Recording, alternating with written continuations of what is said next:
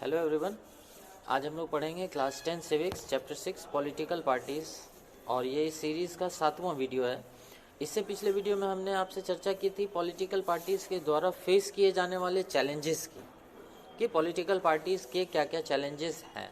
हमने 4 चैलेंजेस देखे थे और अब हम आगे बढ़ते हैं। आज हम पढ़ेंगे कि पॉलिटिकल पार्टीज़ को रिफॉर्म करने के क्या क्या तरीके हैं, क्या क्या सजेशंस हो सकते हैं।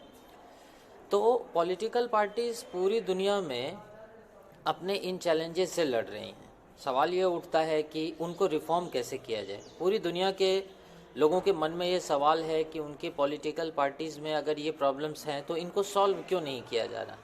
अगर सॉल्व करने की व्यवस्था हो रही है तो ऐसी क्या कमी है कि पॉलिटिकल पार्टीज़ इन व्यवस्थाओं को लागू नहीं कर रही। हम पॉलिटिकल पार्टीज़ को बदलने का एक तरीका आजमा सकते हैं कि हम उनके बदले जो पुराने लीडर्स हैं उनके बदले हम एक नए सेट ऑफ लीडर्स को वहाँ रिप्लेस कर दें। लेकिन अगर वो भी वैसे ही हो तो अगर उनके द्वारा भी इन प्रॉब्लम्स को सॉल्व नहीं किया जाए तो क्या होगा। तो चलिए हम देखते हैं उन कुछ सजेशंस को और उन कुछ रिफॉर्म्स को जिनके द्वारा पॉलिटिकल पार्टीज़ को सुधारने की कोशिश की गई है। सबसे पहला है इसमें हमारे संविधान का एक आदेश। हमारे संविधान में 1985 में एक एक्ट लागू किया गया। इस एक्ट को कहते हैं एंटी डिफेक्शन एक्ट, हिंदी में कहते हैं दल बदल विरोधी कानून। ये कानून भारत में लागू होने के बाद पॉलिटिकल पार्टीज़ पर काफ़ी हद तक लगाम लगाई गई है। ये कैसे संभव हुआ है?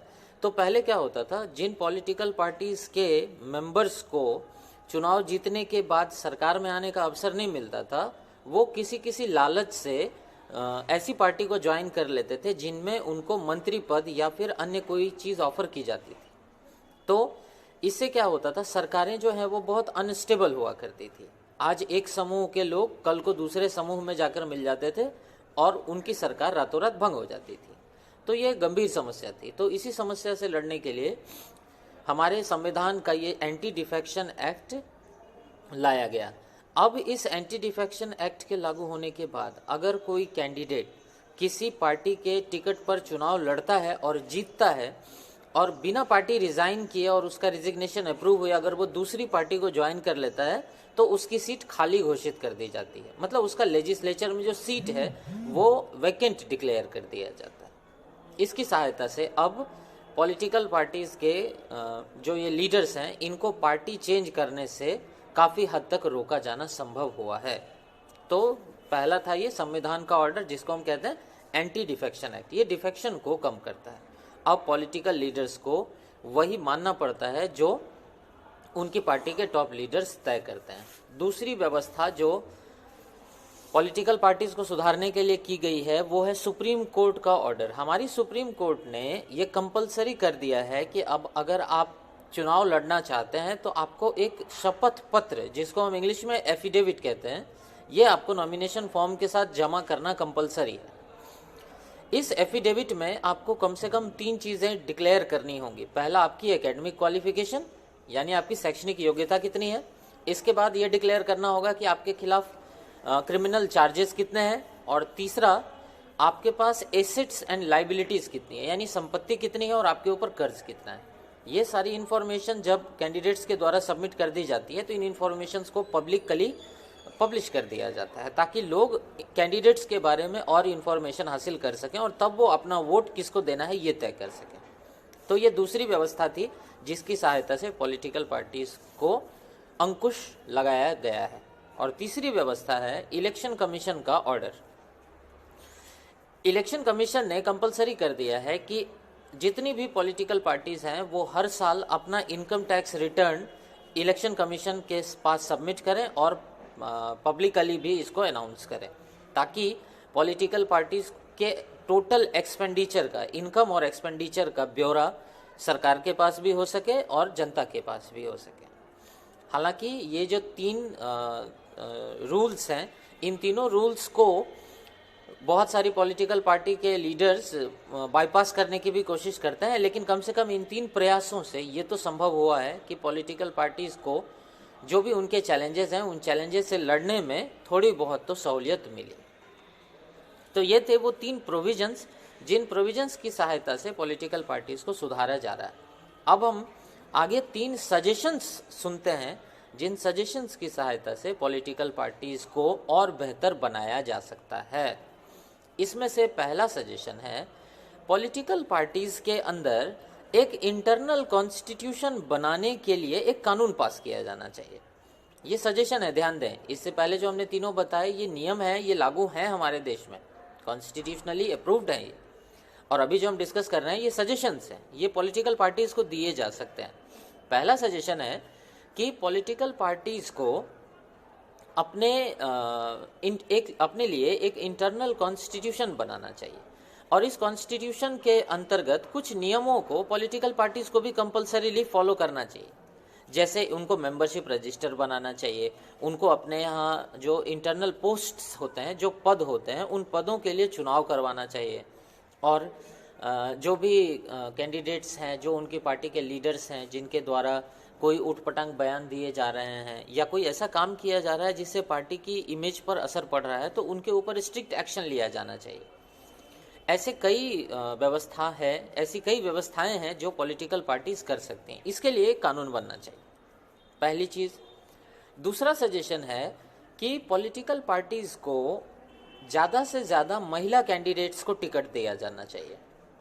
पॉलिटिकल पार्टीज ये कर सकती हैं। देखिए, हमारे पार्लियामेंट में अभी तक वुमेन रिजर्वेशन बिल पास नहीं हो सका है, तो वो जब पास हो तब हो, लेकिन इससे पहले आप तो अपने एंड से ये कर सकते हैं कि आप महिलाओं को ज़्यादा से ज़्यादा टिकट दे सकते हैं।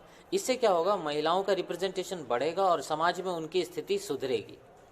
और तीसरा सजेशन है कि जिन पार्टियों ने अच्छा परफॉर्म किया हो इलेक्शन में, उन पार्टियों को स्टेट की तरफ से फंडिंग मिलनी चाहिए। ये फंडिंग कैश के रूप में भी हो सकती है और कुछ अन्य फॉर्म्स में भी हो सकती है, जैसे पेपर का कॉस्ट हो जो इलेक्शन में लगता है, बैनर वगैरह का कॉस्ट होता है, पेट्रोल का कॉस्ट होता है, टेलीफोन बिल का कॉस्ट होता है। बहुत सारे ऐसे कॉस्ट हैं जो कैंडिडेट्स को दिए जा सकते हैं। इससे फ़ायदा ये होगा कि उन कैंडिडेट्स को एक अच्छा बूस्टअप मिलेगा, उनको अगले चुनाव में अच्छा परफॉर्म करने की और जो इच्छा है उनकी वो डेवलप होगी। बिकॉज आपने देखा, मनी और मसल पावर का यूज़ करके कुछ बड़ी पार्टियां या कुछ जो अमीर कैंडिडेट्स हैं वो एक एडवांटेज तो हासिल कर लेते हैं। तो जो छोटी पार्टियां और छोटे कम फेमस कैंडिडेट्स हैं लेकिन जो चुनाव में अच्छा परफॉर्म कर रहे हैं, उनको भी आगे बढ़ने का मौका मिल सकता है।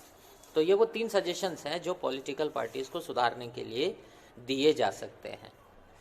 अब सवाल उठता है कि इतने सारे सजेशंस, इतने सारे नियम कानून किन के लिए? जिनके लिए, जो उनके लिए जो कानून बनाते हैं। हम यहाँ किनको सुधारने की बात कर रहे हैं? पॉलिटिकल पार्टीज को सुधारने की बात कर रहे हैं। और पॉलिटिकल पार्टी में कौन लोग होते हैं? वही लोग होते हैं जो हमारे देश का लेजिस्लेचर संभालते हैं, हमारे देश के लिए नियम कानून बनाते हैं। तो अब सवाल ये उठता है कि क्या हम इन के ऊपर इतने सारे रिस्ट्रिक्शंस लगा देंगे तो ये मानने को तैयार हो जाएंगे? आंसर है नहीं। जो पॉलिटिकल पार्टीज हैं उनके मेंबर्स खुद ही हमारे देश के लिए कानून बनाते हैं, और वो अपने ऊपर इतने सारे कानूनों को या इतने सारे रिफॉर्म्स के लिए जो सजेशंस हैं उनको एक्सेप्ट करने को जल्दी तैयार नहीं होंगे, है ना। ओवर रेगुलेशन जब होना शुरू हो जाता है तो लोग क्या करते हैं, कोई ना कोई शॉर्टकट निकाल लेते हैं जिससे कि वो उस रेगुलेशन को चीट कर सके। तो अगर पॉलिटिकल पार्टीज के ऊपर इतने सारे रेगुलेशंस लगा दिए जाएंगे तो संभव है कि ये भी कल को कोई ना कोई शॉर्टकट निकालेगी और इन कानूनों से बचने की कोशिश करेंगी। तो फिर पॉलिटिकल पार्टीज को सुधारने के और कौन कौन से तरीके हो सकते हैं? तो इनका 2 और तरीका है, लेकिन इनके जो एप्लीकेशंस हैं, मतलब इन सजेशंस को लागू करने का जो इम्पैक्ट है ये लॉन्ग टर्म इम्पैक्ट होगा। ये कैसे होगा? देखिए, पहला तरीका है, जनता के द्वारा ज़्यादा से ज़्यादा संख्या में जो पॉलिटिकल पार्टीज हैं उनको उनकी कमियां बतानी चाहिए।